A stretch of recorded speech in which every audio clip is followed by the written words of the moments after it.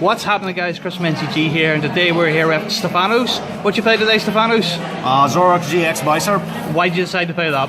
Well, I guess it's a list that I have first seen in the European International Championship, played by Seb Simons. It was actually a pretty surprising deck. Counters a lot of the decks in the current meta, or rather the previous meta, because the meta is evolving right now, and I chose to bring it today. Yeah, fair enough. Do you want to go through the choices then? Alright, yeah. So basically, you start with 4 Zoroark GX, 1 Zoroark from Breakthrough. Zoroark GX is the main draw engine and the main attacker of the deck. Zoroark Breakthrough is mostly there to be as a one-price attacker to get those cheeky one-hit KOs against Tapu Lele GX or other Pokemon that have up to 190 HP. Obviously you get 4 Zoruas, 2 Bisharp line. Bisharp is really great against popular meta choices like Gardes or Ninetales. Yeah. 2 Tapu Koko promo. You use those to fix the math, because as you know, Rider's bidding can't go more than 120 if you don't have a choice band or other utility cards in your deck. So with Tapu Koko GX, you soften up your opponent's Pokemon so that Rider's bidding can then get the one-hit KO.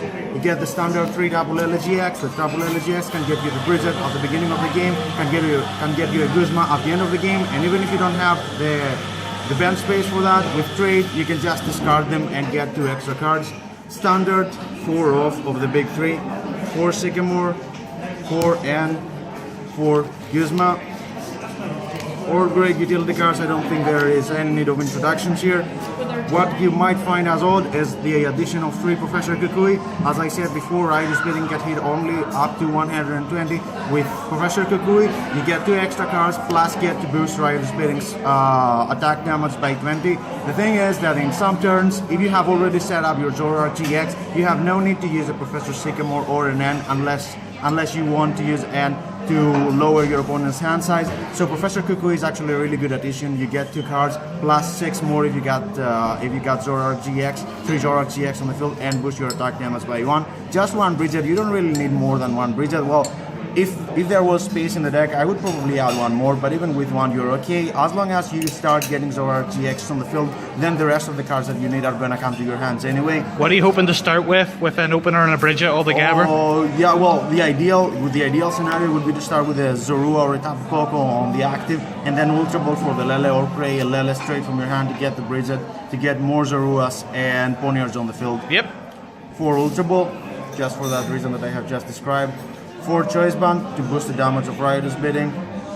3 Field Blowers. You don't want any Garbotoxins putting off your trade ability. Or Parallel Setting. Yeah, or Parallel City, right? Rescue Stretcher to get back that the Pokemon you have discarded maybe from the trade ability, or Pokemon that you might have discarded with Professor Sycamore. 3 Devoured Field. Devoured Field also helps with the math. First of all, it boosts Rider's bidding's attack damage, but also, if you take a good look at Bisharp, you got the Retaliate attack, 30 damage. That's enough to one-hit KO and a little Vulpix. That's not enough to one-hit KO a Furry also, because you're hitting for 30, twice the damage, 60, minus 20 because the furry Pokemon are resistant to dark, so you get down to 40. If you got a Devoured Field, then you can get the damage up to 40, multiply it by 2, 80, minus 20, you go to 60 to get the rolls down. Also helps knock out the Gardevoir, doesn't it? Exactly, similar scenario with the Gardevoir. And then as far as the energies are concerned, you go with 7 Darkness energies and 4 DC. That's just about what the deck has to offer.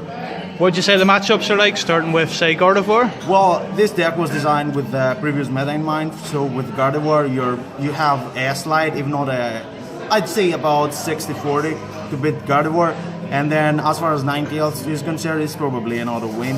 When it comes like to the new decks that have come out, like Buzzwole or Buzzwole Lycanroc or Golishable Zoroark, well, I'd say that this deck is a bit behind those 2 decks. Alright, no problem. Thank you for the deck profile, Stefanos. This is Chris from NTG, signing out.